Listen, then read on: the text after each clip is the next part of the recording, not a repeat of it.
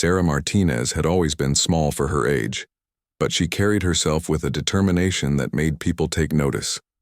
At 22, she stood barely 5 feet 3 inches tall, with calloused hands from years of working construction jobs to pay for college. When she walked into the Navy recruitment office that humid Tuesday morning in San Diego, the recruiter looked her up and down with barely concealed skepticism. "You sure about this, miss?" Petty Officer Johnson asked, sliding the paperwork across his desk. "Basic training isn't exactly a walk in the park." Sarah's jaw tightened.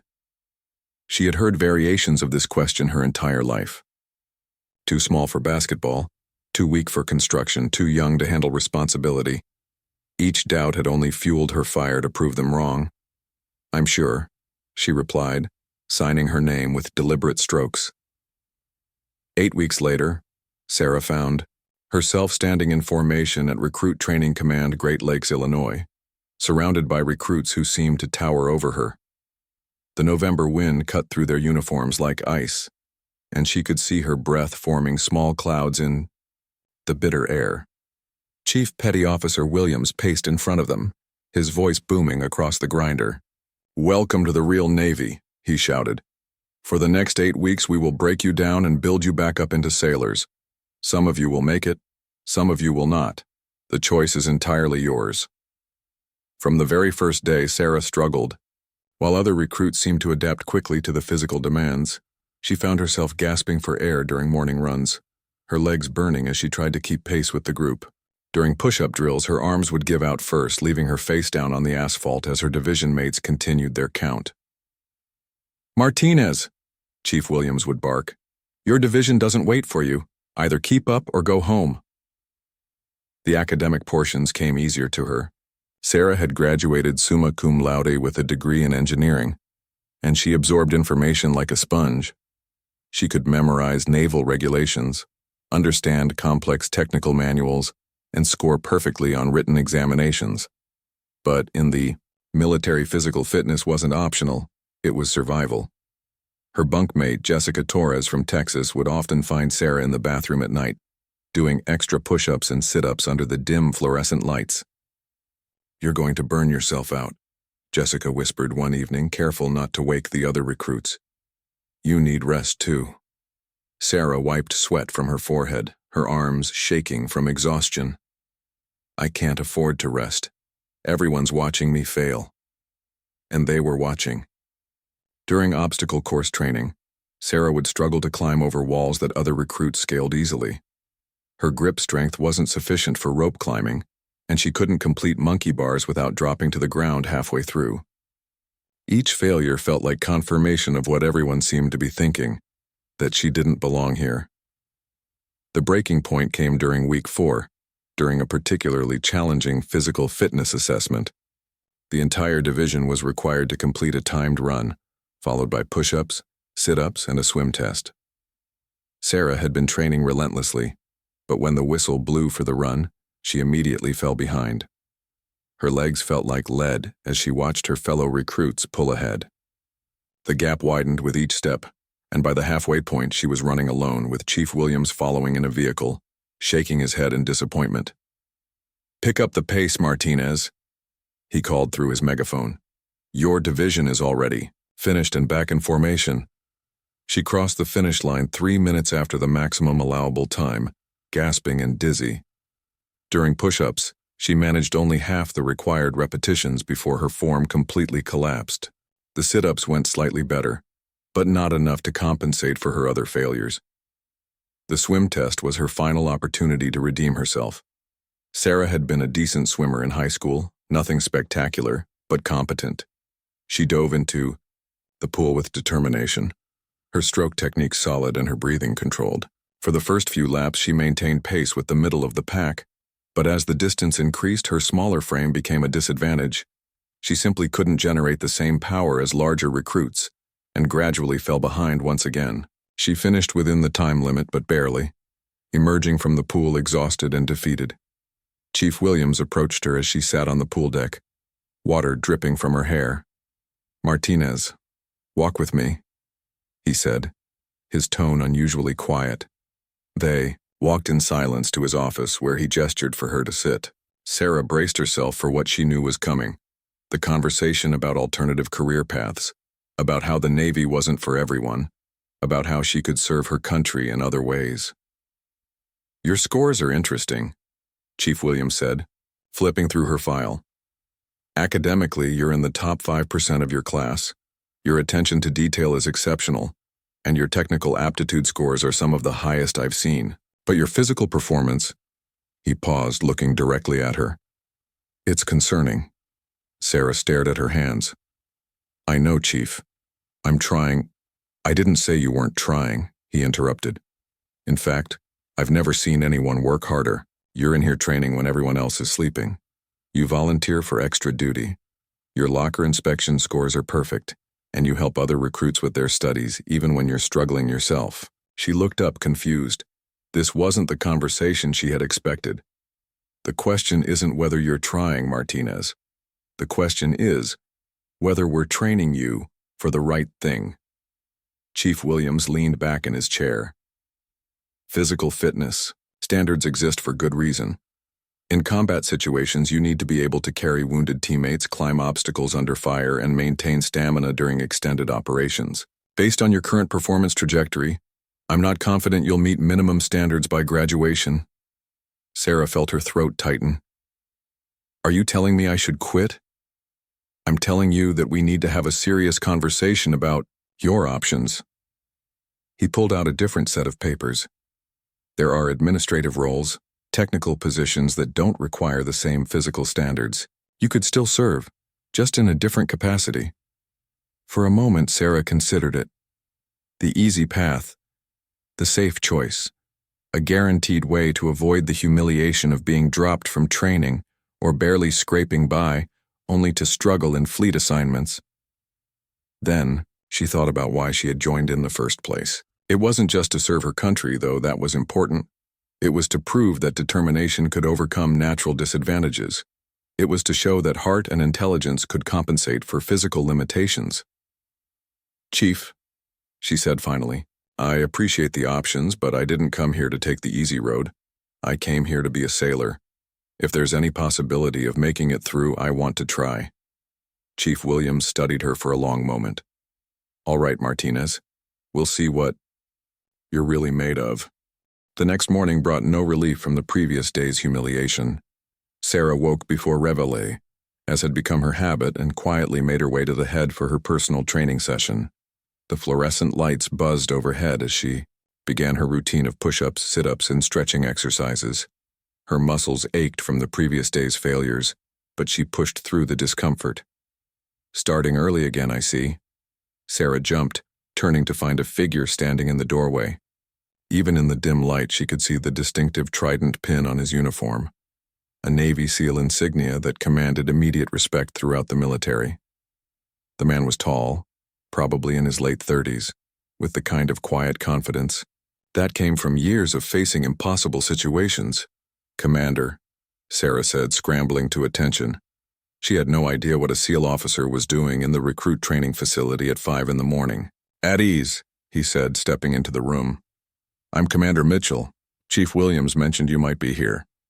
Sarah relaxed slightly but remained alert.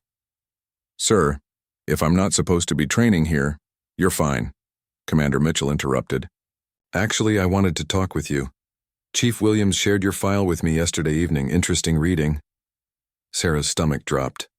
If her struggles were being discussed at the officer level, it usually meant one thing: preparation for separation from training.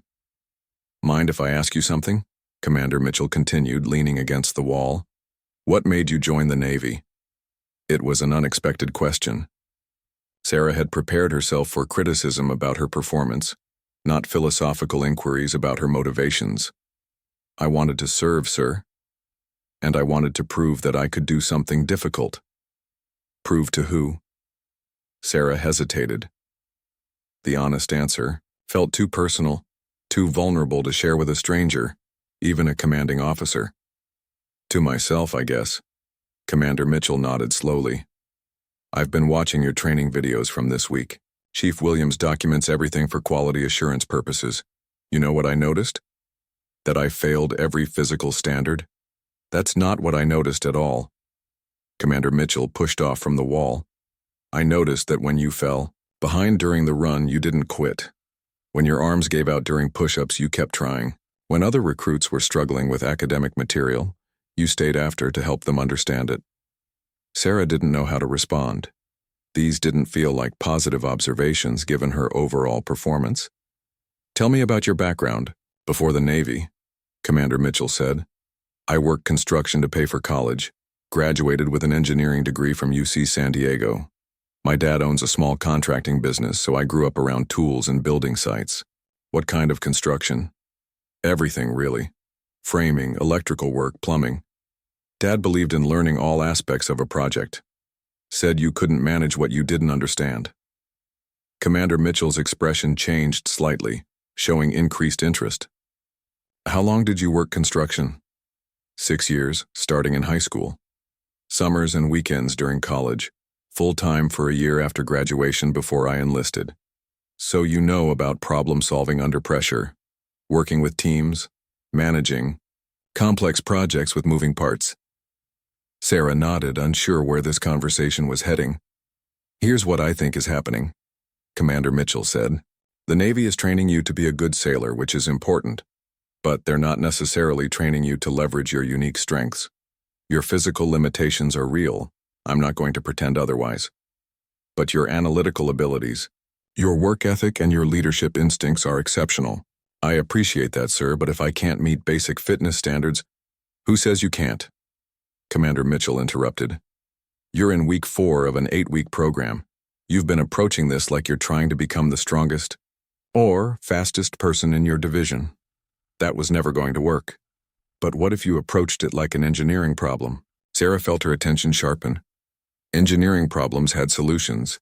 They required analysis, planning, and systematic improvement. I don't understand. Your body is a machine, Martinez. Like any machine, it has capabilities and limitations. The question isn't whether you can bench press as much as someone twice your size. Obviously, you can't. The question is whether you can optimize your particular machine to meet specific performance requirements. Commander Mitchell began walking slowly around the room. In special operations, we don't just train harder, we train smarter.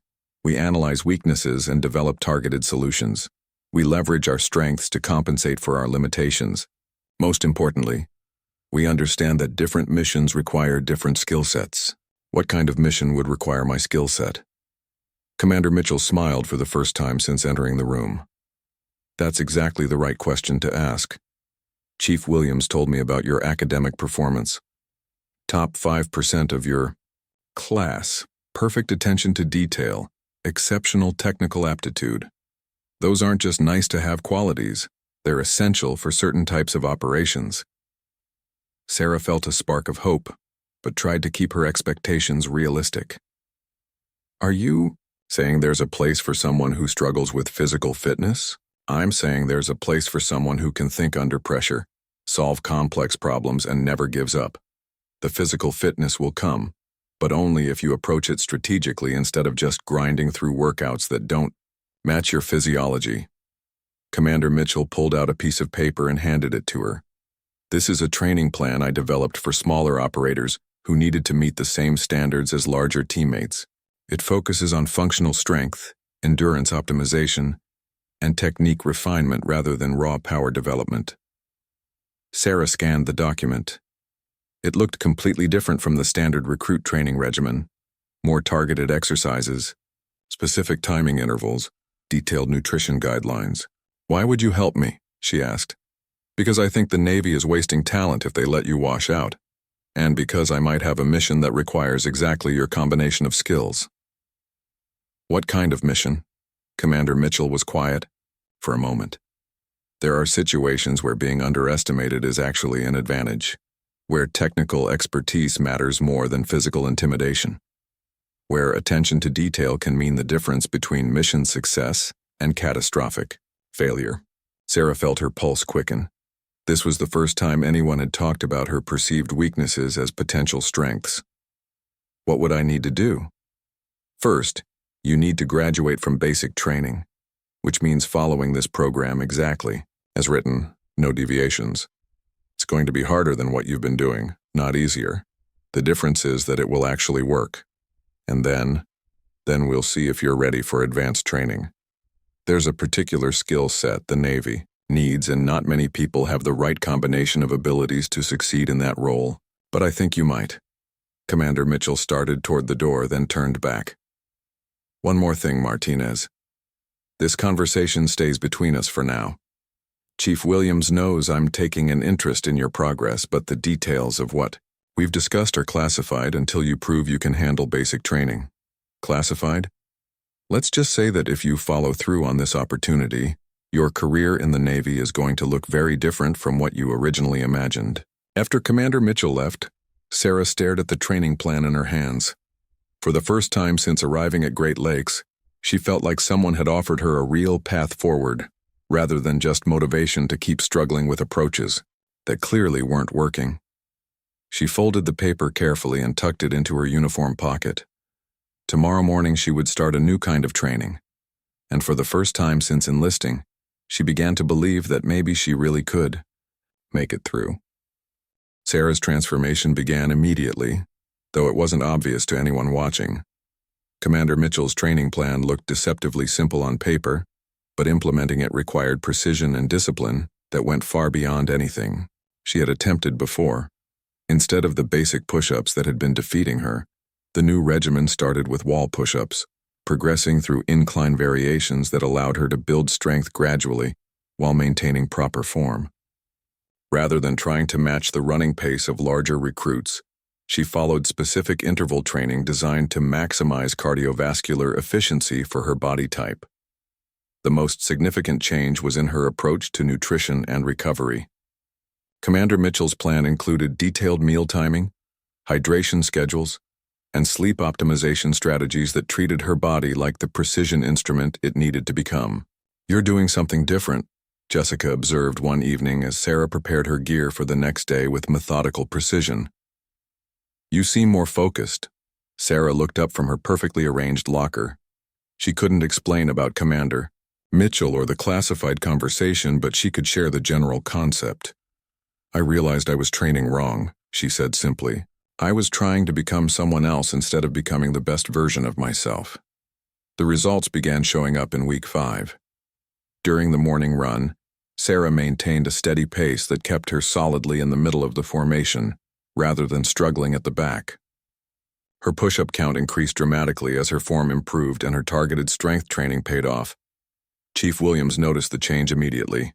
"Martinez," he called after a particularly successful obstacle course run, "whatever you've been doing differently, keep it up." "Yes, Chief," Sarah replied, trying to keep the satisfaction out of her voice. But the physical improvements were only part of what was happening. Commander Mitchell had been right about leveraging her unique strengths. During team exercises, Sarah found herself naturally taking on leadership roles that utilized her problem-solving abilities.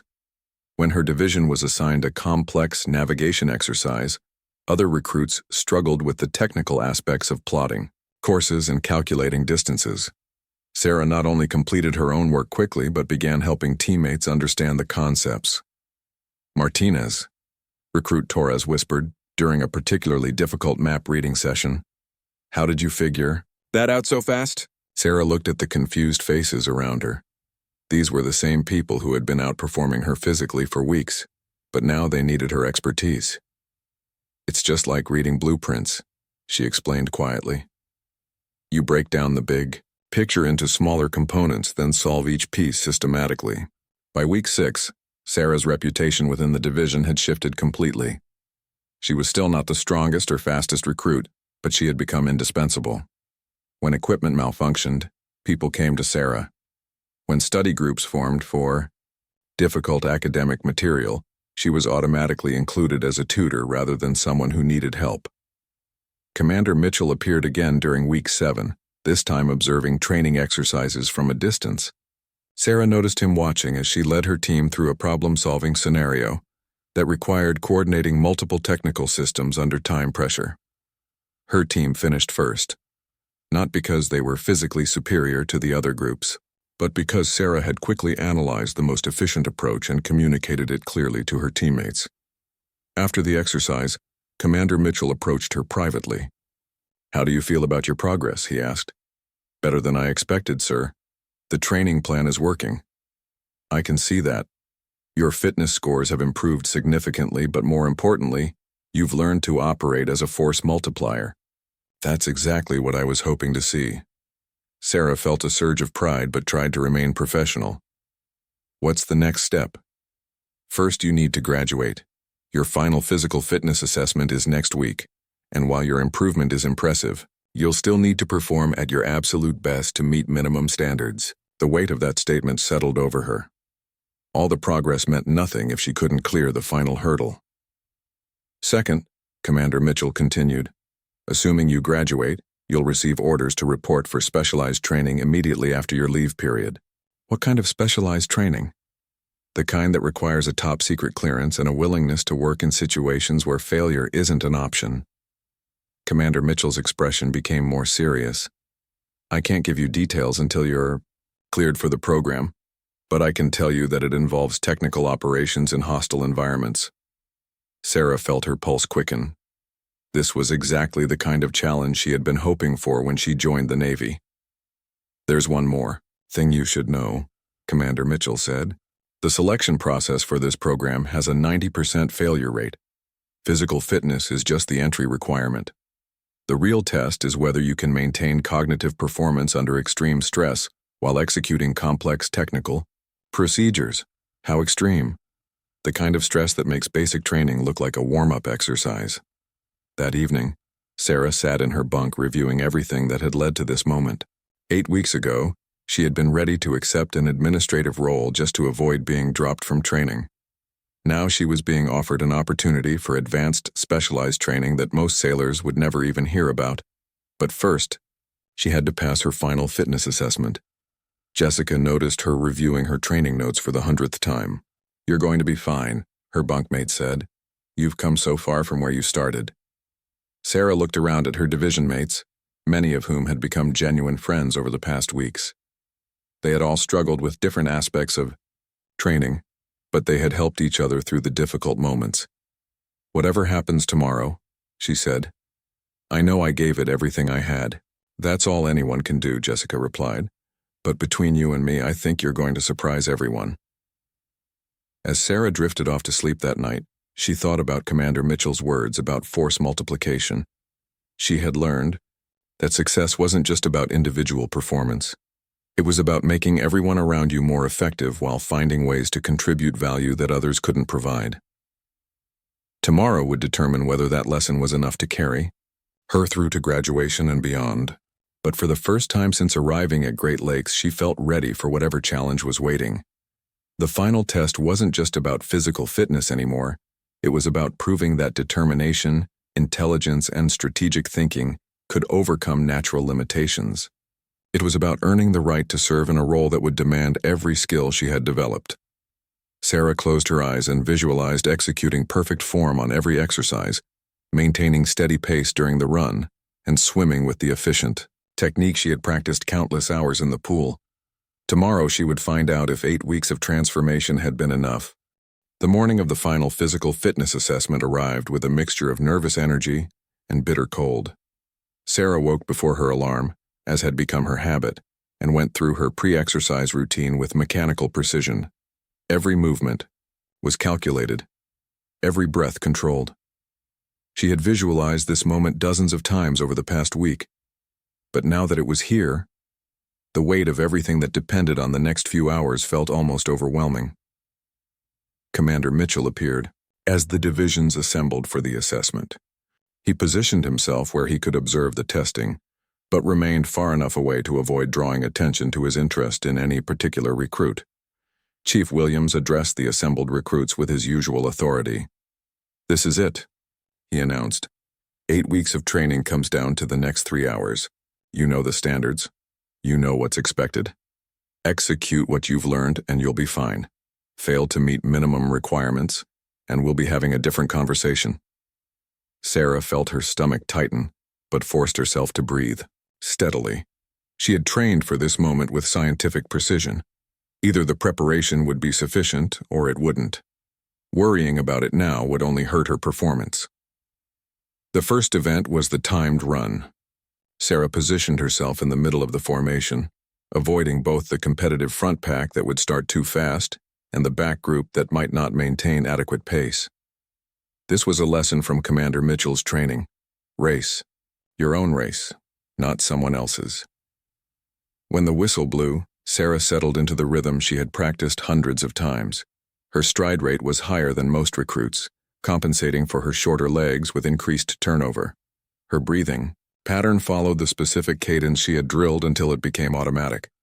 For the first mile, everything felt controlled and manageable. Sarah maintained position in the middle third of the formation, exactly where she needed to be to meet time standards with a small safety margin. But as the distance increased, she began to feel the familiar burning in her legs that had defeated her so many times before. This was the crucial moment, the point where her old approach would have led to a progressive slowdown and eventual failure. Instead of fighting the discomfort, Sarah shifted to the mental techniques Commander Mitchell had taught her. She broke the remaining distance into smaller segments, focusing only on reaching the next landmark rather than thinking about the total distance remaining. More importantly, she activated the technical modifications to her running form that had been designed specifically for maintaining efficiency when fatigue set in. Shorter, quicker steps, slight forward lean to use gravity assistance, controlled arm swing to maintain momentum. With half a mile remaining, Sarah realized she was not only maintaining pace but had actually moved up several positions in the formation. The recruits around her were beginning to struggle, while her systematic approach kept her steady. She crossed the finish line with 20 seconds to spare, not a spectacular performance but comfortably above minimum standards and dramatically better than her early training runs. Chief Williams checked his stopwatch and nodded approvingly. Good work, Martinez. Next came push-ups. Sarah approached the line with quiet confidence. This exercise had shown the most dramatic improvement over the past 4 weeks, as Commander Mitchell's progressive strength-building program had finally given her the foundation she needed. When the whistle blew, Sarah began her count with perfect form, down to a full 90-degree angle, back up to full arm extension. Each repetition was identical to the last, no wasted energy or sloppy technique. At 30 repetitions, she was still feeling strong. At 45, she could feel the burn beginning in her shoulders and arms. At 60, which had been an impossible number just 4 weeks earlier, she was still maintaining perfect form and steady pace. The 2-minute time limit felt like it passed quickly. When the final whistle blew, Sarah had completed 72 push-ups, not only well above minimum standards but competitive with some of the strongest recruits in her division. Chief Williams's expression showed genuine surprise. Outstanding improvement, Martinez. Sit-ups went similarly well. Sarah's core strength had always been better than her upper body strength, and the targeted training had improved her efficiency significantly. She finished well above minimum requirements, with time to spare. The final event was the swim test, and this was where Sarah felt most confident. Swimming had been her strongest area from the beginning, and she had refined her technique to maximize her natural abilities in the water. As she dove into the pool, Sarah felt the familiar sensation of her body moving through the water with practiced efficiency. Her stroke rate was higher than most swimmers, but her technique was so smooth that she actually moved faster than many larger recruits who were fighting the water rather than working with it. She completed the required distance with ease, finishing in the middle of the pack and well within time standards. As Sarah climbed out of the pool, she realized that she had not only passed every event, but had done so with margin to spare. The systematic approach to training that Commander Mitchell had provided had worked exactly as promised. Chief Williams approached her as she was drying off. Martinez, he said, his tone completely different from their conversation 4 weeks earlier. I owe you an apology. Sarah looked at him in surprise. Chief? When we talked after your Week 4 assessment, I was ready to recommend you for administrative duties. I didn't think you had what it takes to be a fleet sailor. He paused, looking at her test results. I was wrong. You've not only met standards, you've shown the kind of improvement curve that indicates real potential for advanced training. Thank you, Chief. Don't thank me. Thank whatever changed in your approach 4 weeks ago. Whatever you did differently, it made all the difference. As the final scores were tallied and announced, Sarah learned that she had not only graduated from basic training but had finished in the top half of her division overall. Her academic scores, combined with her dramatically improved physical performance, had earned her consideration for advanced technical training programs. That evening, as the division celebrated their graduation, Commander Mitchell appeared one final time. "Congratulations," he said simply. "You've earned the right to find out what comes next." "What does come next?" Sarah asked. "Report to Naval Special Warfare Command in Coronado, California, immediately after your leave period.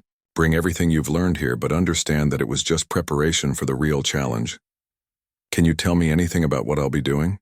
Commander Mitchell smiled.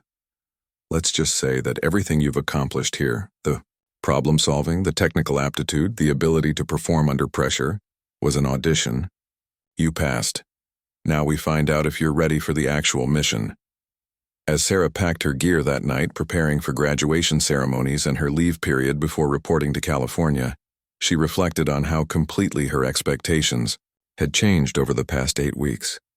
She had arrived at Great Lakes hoping simply to survive basic training and prove she could be a sailor. She was leaving with orders to advance training that could lead to assignments she had never imagined possible. But more than that, she had learned something fundamental about herself. Physical limitations were real, but they were not absolute barriers to success. With the right approach, determination and intelligence could overcome almost any obstacle. Tomorrow she would graduate as a United States Navy sailor. But she knew that her real journey was just beginning. 3 weeks later, Sarah found herself standing outside the gates of Naval Special Warfare Command in Coronado, California. The Pacific Ocean stretched endlessly beyond the base, and the warm San Diego sun felt like a different world from the harsh Illinois winter she had left behind. Her leave had been brief, just enough time to visit family and adjust to the reality of what she had accomplished. Her parents had barely recognized the confident woman who returned home. So different was she from the uncertain young recruit who had left for basic training. Now, reporting bag in hand, she walked through the gates toward an unknown future.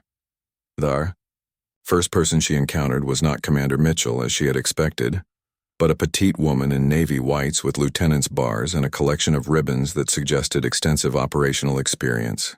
"Petty Officer Martinez?" the woman asked, extending her hand. "I'm Lieutenant Sarah Chen. Welcome to Naval Special Warfare." Sarah snapped to attention. "Reporting as ordered, ma'am." "At ease. Walk with me. Commander Mitchell is waiting, but first I want to give you some context for what you're about to hear." They walked across the base toward a nondescript building that looked like it could contain offices or classrooms. Nothing about it suggested the kind of advanced training Sarah had been expecting. "Tell me what you think you're here for, Lieutenant," Chen said. "Advanced technical training, ma'am." Commander Mitchell mentioned something about operations requiring attention to detail and problem-solving under pressure. Lieutenant Chen nodded. "That's accurate, but incomplete. What you're here for is selection training for a program that doesn't officially exist. The success rate is approximately 10%, and most people who fail don't do so because of physical limitations." They stopped in front of the building. "Before we go inside, I need to make something clear. Everything you're about to learn is classified. You cannot discuss it with anyone who is not cleared for this program. Not your family, not your friends, not other sailors. If you're not prepared for that level of compartmentalization, this is your last chance to request transfer to conventional naval training." Sarah felt her pulse quicken. "I understand, ma'am." "No, you don't. Not yet. But you will." Inside the building, Sarah was surprised to find what looked like a combination classroom and technical laboratory. Computer workstations lined the walls, interspersed with equipment she didn't recognize but that appeared highly sophisticated. Commander Mitchell was waiting, along with 2 other officers she hadn't met. Petty Officer Martinez, Commander Mitchell said. Welcome to Technical Operations Selection. Over the next 12 weeks, you'll be evaluated on your ability to master skills that combine technical expertise with operational effectiveness. One of the other officers, a serious-looking man with captain's bars, stepped forward. I'm Captain Rodriguez. I run this program. Let me be direct with you. We've had exactly 4 women attempt this selection process in the past 5 years. 3 of them failed. Not because they lacked technical ability, but because they couldn't adapt to the psychological pressure. What kind of psychological pressure? Sarah asked. The kind that comes from knowing that if you make a mistake, people die, Captain Rodriguez replied. The operations we train for involve infiltrating hostile territory to gather intelligence on weapon systems, communication networks, and strategic capabilities. One wrong move, one incorrect calculation, one moment of panic, and not only is the mission compromised, the entire team is at risk. Lieutenant Chen opened a folder and handed Sarah a document. These are the basic requirements for the program. Review them carefully. Sarah scanned the list. Advanced electronics training, communication systems, computer network analysis, surveillance, equipment operation, small unit tactics, survival training, weapons proficiency, foreign language instruction. This looks like training for a spy, Sarah said. That's not entirely inaccurate, Commander Mitchell replied. But spies work alone and avoid detection. What we do is more complex. We insert into denied areas, establish operational bases, conduct technical intelligence gathering, and extract with actionable intelligence that affects strategic decision-making. Captain Rodriguez pulled up a presentation on one of the screens. Show me what you see. The image appeared to be a satellite photo of some kind of facility, with multiple buildings and what looked like communication towers. Sarah studied it carefully, applying the analytical skills that had served her well in engineering school. It's a communication facility, probably military based on the security perimeter and the types of antennas. The building configuration suggests signal intelligence gathering rather than just communication relay. What else? Sarah looked more closely. The power infrastructure is more robust than you'd need for normal communications. There are backup generators and what looks like dedicated power lines. That suggests high-energy equipment, possibly radar or electronic warfare systems. How would you approach gathering more detailed intelligence on this facility? It was clearly a test question, and Sarah thought carefully before responding. Direct approach would be too risky, too much security. You'd want technical surveillance from a distance, but you'd need to get close enough to intercept communications and possibly plant monitoring devices. That would require someone who could get inside the perimeter without being detected and had the technical skills to interface with their systems. Commander Mitchell exchanged glances with Captain Rodriguez. That's exactly the kind of thinking we're looking for. Captain Rodriguez stepped closer to the screen. The scenario you just analyzed is real. This facility is located in a region where we have limited traditional intelligence assets. Getting actionable intelligence requires someone who can blend in with local populations, access technical systems without triggering security protocols, and extract information without leaving evidence of compromise. And you think I could do that? Sarah asked. We think you have the potential, Lieutenant Chen replied. Your basic training performance showed you can adapt and improve under pressure. Your engineering background gives you the technical foundation we need. And frankly, your physical appearance provides certain operational advantages. Sarah looked confused. What kind of operational advantages? Commander Mitchell answered. In many parts of the world, a small woman attracts less attention than a large man. Security personnel make assumptions about threat levels based on physical appearance. Those assumptions can be operationally useful if you know how to leverage them. But first, Captain Rodriguez interrupted, you have to prove you can handle the training. And I want to be absolutely clear about what that means. This isn't basic training where the worst consequence of failure is embarrassment. The skills we're going to teach you, if applied incorrectly, can get you killed. Or worse, captured. Sarah felt a chill run down her spine, but also a surge of excitement. This was exactly the kind of challenge she had been seeking when she joined the Navy. "What's the first phase of training?" she asked. Lieutenant Chen handed her another document, Technical Systems Analysis and Penetration. You'll learn how to identify, analyze, and compromise electronic systems under time pressure. You'll start with basic computer networks and progress to advanced communication systems, radar installations, and weapons control systems. How long do I have to learn this? 4 weeks for the basic curriculum that normally takes civilian analysts 6 months to master, Captain Rodriguez said. After that, if you're still in the program, you'll move to field application training. What does field application training involve? Practical exercises under simulated combat conditions, Commander Mitchell explained. You'll be inserted into realistic scenarios where you have to apply your technical skills while managing physical stress, sleep deprivation, and the psychological pressure of knowing that discovery means capture. Sarah absorbed this information. It was far beyond anything she had imagined when Commander Mitchell first approached her during basic training. "There's one more thing you should know," Lieutenant Chen said. "This program feeds into operational units that deploy worldwide on very short notice. If you complete selection and operational training, you could find yourself anywhere in the world within 72 hours of receiving orders." Anywhere? Anywhere American interests are threatened and traditional intelligence gathering methods are insufficient, Captain Rodriguez confirmed. That could be Eastern Europe, the Middle East, Southeast Asia, or regions we can't discuss. In an unclassified setting, Commander Mitchell stepped forward.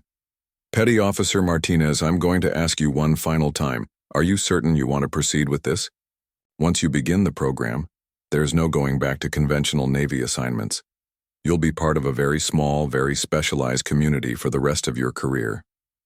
Sarah thought about the question seriously. 3 months ago, she had been struggling just to complete basic push-ups. Now she was being offered the opportunity to train for missions that sounded like they came from spy novels. But she also remembered the feeling of finally succeeding at tasks that had seemed impossible. The satisfaction of applying her technical skills to solve complex problems. The confidence that came from proving she could adapt and excel when given the right training and opportunities. "I'm ready," she said firmly. "Excellent," Captain Rodriguez said. "Your training begins tomorrow at 0500. Tonight, get a good night's sleep and a solid meal. Starting tomorrow, both will become luxury items." As Sarah left the briefing room, Lieutenant Chen walked with her toward the quarters where she would be staying. "Can I ask you something?" Sarah said. "You mentioned that 3 other women had attempted this program and failed. What happened to them?" Lieutenant Chen was quiet for a moment. 2 of them couldn't handle the psychological pressure of making life-and-death decisions under extreme stress. They were excellent technically, but when faced with scenarios where their mistakes could result in casualties, they froze up. And the 3rd? She made it through selection but was injured during operational training. Non-career ending, but sufficient to disqualify her from this type of duty. Sarah processed this information. "What made you successful when the others weren't?" "Honestly, I think it was because I had something to prove, just like you do. The difference between surviving this program and washing out often comes down to how badly you want to succeed versus how much you're willing to accept failure." They had reached Sarah's quarters, a small but comfortable room in a building that housed other personnel in specialized training programs. "Get some rest," Lieutenant Chen said. "Tomorrow you'll begin learning skills that could save your life or end it, depending on how well you apply them. Everything you've accomplished so far has been preparation for what comes next." As Sarah unpacked her gear and prepared for bed, she realized that her journey from struggling recruit to potential special operations technician had taught her something fundamental about herself. She was capable of far more than she had ever imagined, but only when she was willing to push beyond her comfort zone and embrace challenges that seemed impossible. Tomorrow would begin the most difficult phase of that journey. But for the first time since joining the Navy, Sarah felt truly ready for whatever was coming next. 6 months later, Sarah crouched in the shadows of a warehouse in what the training scenario called Hostile Territory Alpha. In reality, it was a carefully constructed training environment designed to simulate the challenges of a real-world intelligence-gathering mission. But the stress felt entirely authentic. Her heart rate was elevated but controlled as she examined the electronic lock system that protected the entrance to her target building. Through 6 months of intensive training, she had learned to manage her physiological responses while maintaining the clear thinking necessary for complex technical operations. The device in her hands was a sophisticated electronic penetration tool that she had learned to operate with the same precision she once applied to construction blueprints. But unlike her engineering work, a mistake here would trigger alarms that would end the exercise in failure, and in real operations, would likely end in capture or death. Sarah took a deep breath and began the systematic process she had practiced hundreds of times. First, identify the lock system type and security level. Second, select the appropriate countermeasures from her toolkit. Third, execute the penetration sequence while monitoring for defensive responses. The lock clicked open. After 43 seconds, well within acceptable parameters for this type of system. Inside the building, Sarah moved with the silent efficiency that had become second nature through months of infiltration training.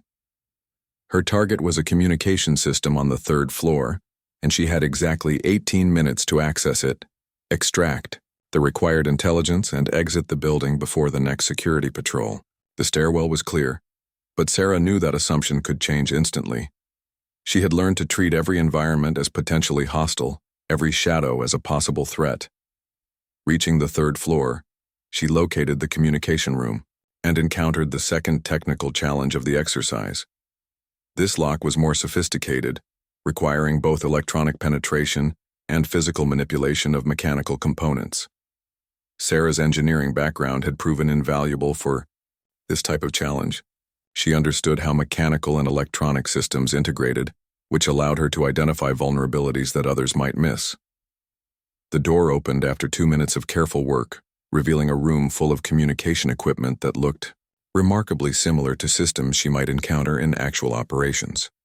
Her mission was to access the primary communication server, extract specific files without leaving traces of the intrusion, and plant a monitoring device that would provide ongoing intelligence access. Sarah connected her portable interface to the server and began the careful process of navigating through security protocols she had learned to defeat.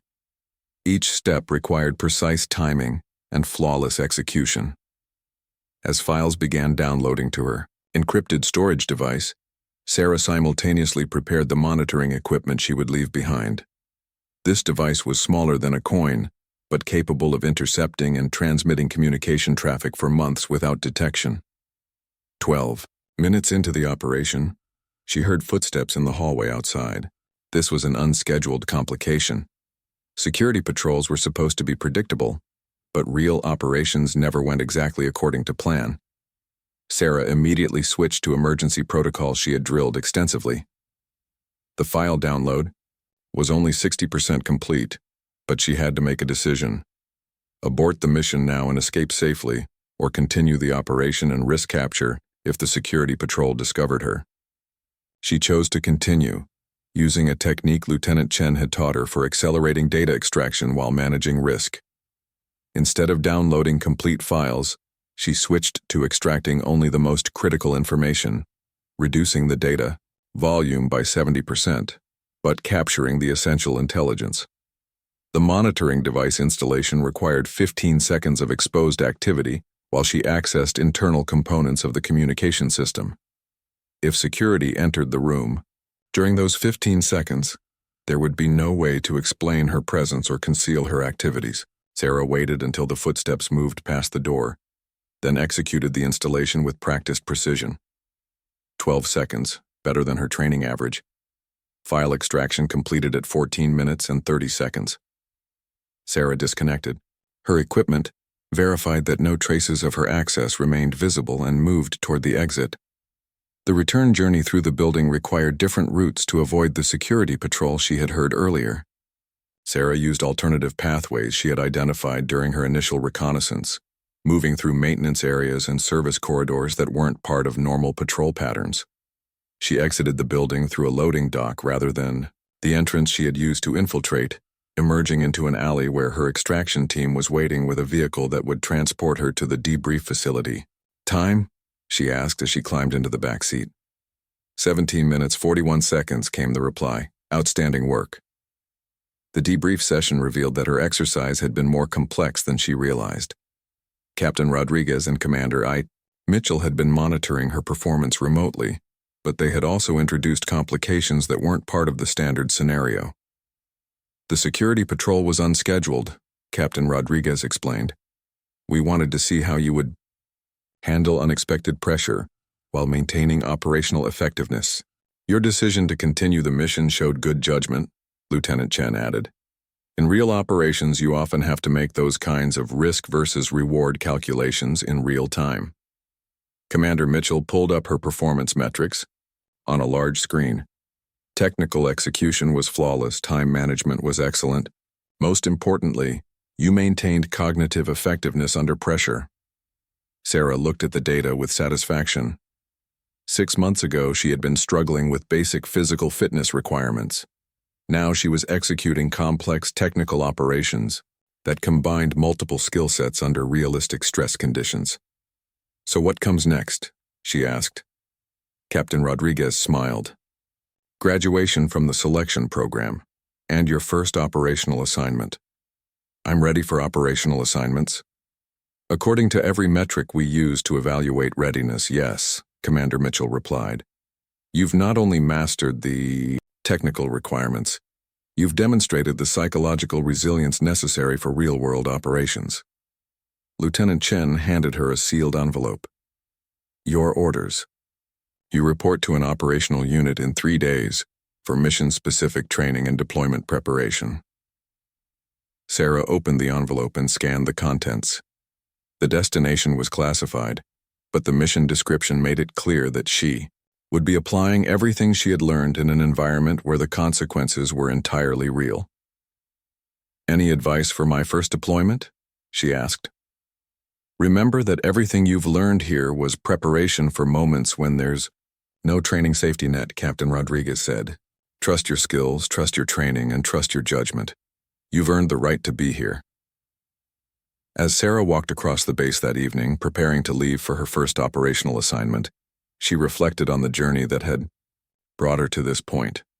18 months ago, she had been a struggling recruit who couldn't complete basic fitness requirements. Now she was a qualified special operations technician, trained in skills that most people would never even know existed, preparing to deploy on missions that could affect national security.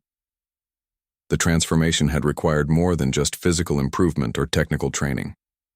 It had required fundamentally changing her understanding of what she was capable of accomplishing when she combined determination with strategic thinking and refused to accept limitations as permanent barriers. Her phone buzzed with a text message from Jessica, her former basic training bunkmate, who was now serving aboard a destroyer in the Pacific Fleet. Heard through the grapevine that you finished some kind of special training. Can't wait to hear about it when you can talk about it. Proud of you. Sarah smiled as she typed her reply. Thanks. Turns out basic training was just the beginning. Can't say much, but I'm exactly where I'm supposed to be. And for the first time since joining the Navy, that statement felt completely true. She had found not just a career, but a purpose that utilized every skill she possessed while challenging her to develop capabilities she had never imagined having. Tomorrow she would begin preparing for her first operational deployment, but tonight, she allowed herself a moment of satisfaction for how far she had come from the uncertain young woman who had walked into that Navy recruitment office wanting nothing more than a chance to prove herself. She had proven far more than that. She had discovered that with the right combination of determination, strategic thinking, and willingness to push beyond perceived limitations, almost any goal was achievable. The mission she was about to undertake would test every skill she had developed and every lesson she had learned. But Sarah Martinez was ready for whatever came next.